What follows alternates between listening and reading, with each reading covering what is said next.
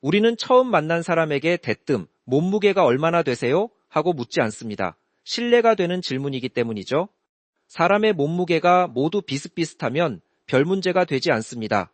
하지만 사람의 몸무게는 소위 표준에 해당하는 정상 범위가 있고 그 범위를 벗어난 저체중, 과체중 범위가 있습니다. 바닷물도 이처럼 가벼운 물과 무거운 물이 존재할까요? 만약 존재한다면 어떤 바닷물이 왜 무거울까요? 사실 전 세계의 5대 양은 하나로 연결되어 있습니다. 태평양의 해수와 인도양의 해수는 겉보기에 똑같죠. 하지만 바다를 연구하는 과학자들은 각각의 해수를 덩어리로 나눠 구분합니다.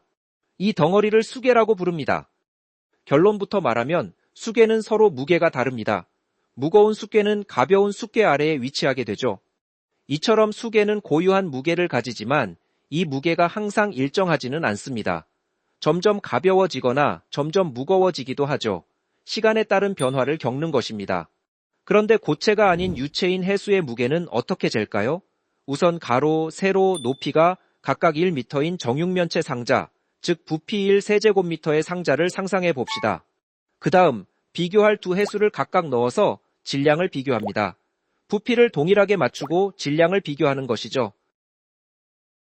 당연히 더 무거운 해수가 더 큰 질량과 무게를 가집니다. 즉, 일정 부피의 해수에 해당하는 질량, 다시 말해서 밀도로서 비교하는 것입니다. 부피는 물체가 차지하는 공간입니다. 질량은 물체가 지니는 고유한 양이며 무게는 지구가 물체를 잡아당기는 중력의 크기입니다. 밀도는 단위 부피를 꽉 채운 물체의 질량에 해당하고 무게는 여기에 중력 가속도만큼 곱해 주어야 합니다.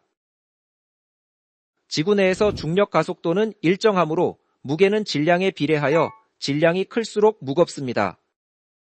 그런데 해수는 고체가 아니라 유체라서 질량이 물체의 중심에만 집중되어 있다는 가정을 하기는 어렵고 질량의 공간적 차이를 고려해야 합니다.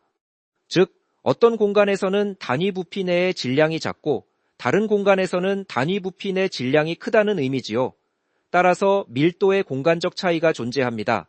지구에 존재하는 해수의 밀도는 대체로 세제곱미터당 1020에서 1030kg의 범위를 가집니다. 이것은 부피 1세제곱미터의 정육면체 상자에 순수한 담수를 가득 채웠을 때의 무게, 약 1톤보다 20에서 30kg 정도 더 무겁다는 의미입니다.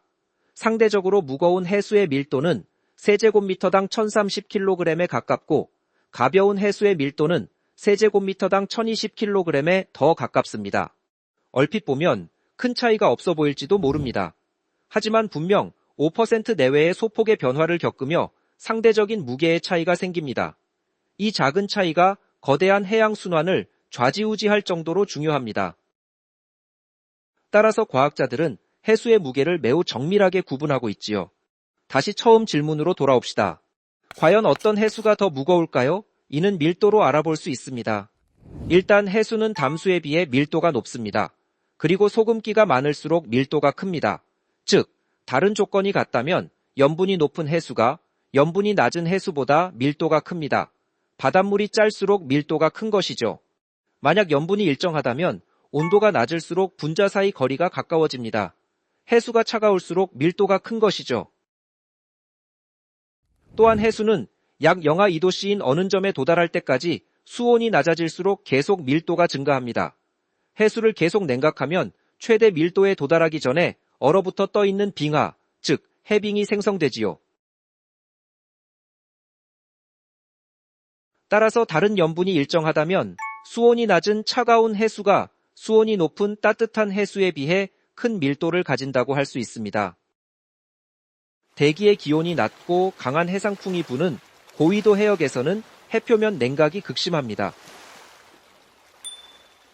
이것은 해양에서 대기로의 열 손실이 크다는 의미입니다. 북극해, 그린란드해, 남극대륙 부근 등에서 이런 해표면 냉각 현상을 잘 볼 수 있지요.